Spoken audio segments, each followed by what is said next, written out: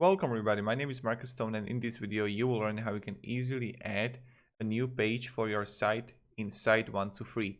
So let's just start and let's click here on pages. Here you want to click on add new page.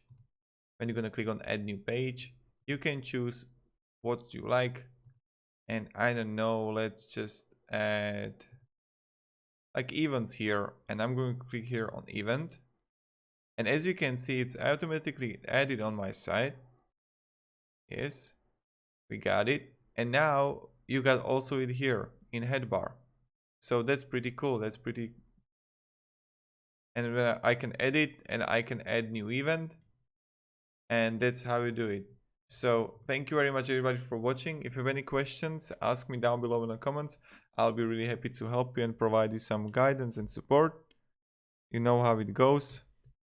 And yeah, thank you everybody. Have a great day and see ya. Goodbye.